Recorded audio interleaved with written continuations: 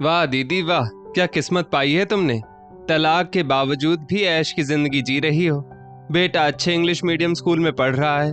तुम्हारे घर में सास ननद की टेंशन नहीं। काम वाली काम करके जाती है। बस 2 जनों का खाना बनाओ और पापा के पैसों पर ऐश की जिंदगी बिताओ। नीलम ने अपनी बड़ी बहन सलोनी से कहा। सही कहा नीलम तुमने। सलोनी को यहाँ किसी चीज की कमी नहीं है। पापा तो हमारा हिस्सा भी उस पर लुटाए बैठे हैं। सलोनी ने लाचार असहाय बनकर सारी सहानुभूति बटोर ली, जबकि ये हमसे हर हाल में अच्छी स्थिति में है। भविष्य की कोई चिंता नहीं, पापा जो उसका सहारा बने हैं। सलोनी की बड़ी बहन रचना बोली, अगर आप लोगों को लगता है कि मैं आप लोगों से बेहतर स्थिति में हूं, तो मैं भगवान से प्रार्थना करूंगी कि आप लोगों को मेरी जैसी स्थिति का सामना ना करना पड़े। जो दिन मैंने देखे वो आप लोगों को ना देखने पड़े।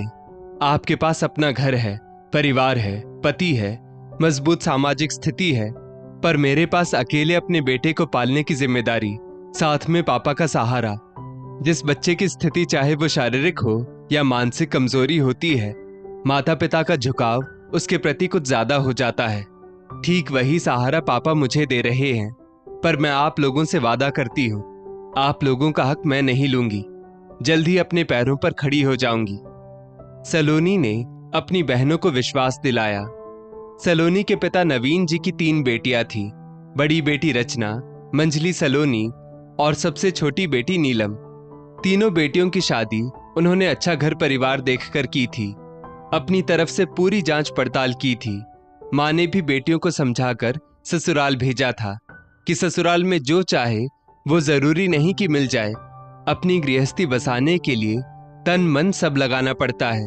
सोने को भी तपना पड़ता है अपनी चमक हासिल करने के लिए। बड़ी बेटी को किस्मत से अच्छा ससुराल मिला, जहां उसके कामचोर मुंहफट होने के बावजूद भी उसके ऊपर उंगली नहीं उठाई जाती, ना ही उसके माता पिता को कोसा जाता। छोटी बेटी भी ससुराल में सुखी थी। उसका पति कम पढ़ा लिखा था, शक्ल सूरत से भी सामान्य था, पर काफी पुश्तैनी संपत्ति का मालिक था और पत्नी को सम्मान व प्यार से रखता था। वहीं मंझली बेटी सलोनी, जो हर लिहाज से संस्कारी थी, उसकी हर गतिविधि पर ससुराल वाले पैनी नजर रखते। सीधी सादी होने के बावजूद सास रिश्तेदारों के बीच बैठकर बहू की बुराई करती कि माता पिता ने उसे संस्कार नहीं सिखाए। छोटी छोटी बातों पर उस पर शारीरिक और मानसिक अत्याचार किया जाता। दहेज के लिए परेशान किया जाता। पति चरित्र का भी सही नहीं था। सलोनी एक बेटे की मां तो बन गई, पर ससुराल में उसकी जगह नहीं बन पाई। पति पत्नी के बीच कलह, लड़ाई झगड़ा बढ़ने लगा। सलोनी भावनात्मक रूप से टूट चुकी थी। उसका पति आए दिन शराब के नशे में उस पर हाथ उठा देता। अरेंज मैरिज होने के बावजूद उसके सास ससुर उसकी मदद के लिए बीच बचाव करने नहीं आते।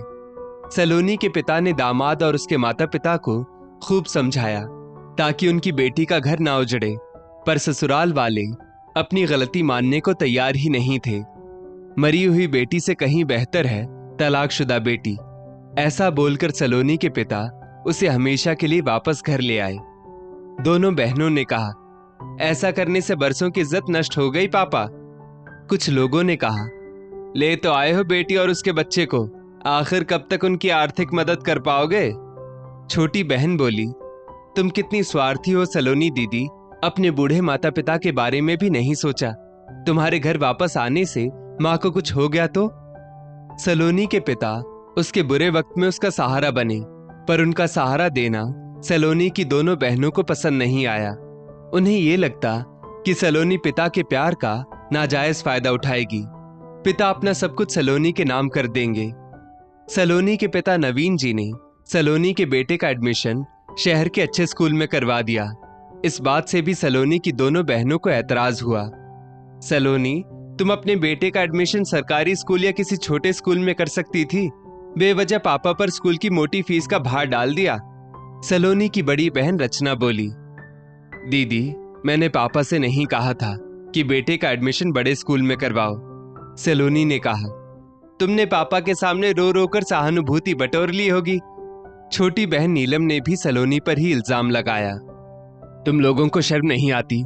ऐसे कठिन समय पर तुम लोगों को अपनी बहन का सहारा बनना चाहिए, बजाय इसके तुम लोग इस पर इल्जाम लगा रही हो। तुम दोनों अपने अपने ससुराल में हर लिहाज से खुश संतुष्ट होने के बावजूद भी अपनी बहन से जलन की भावना रख रही हो। नवीन जी ने बेटियों को समझाया। सलोनी की चिंता में उसकी मां असमय ही चल बसी। सारा दोष सलोनी के माथे आया।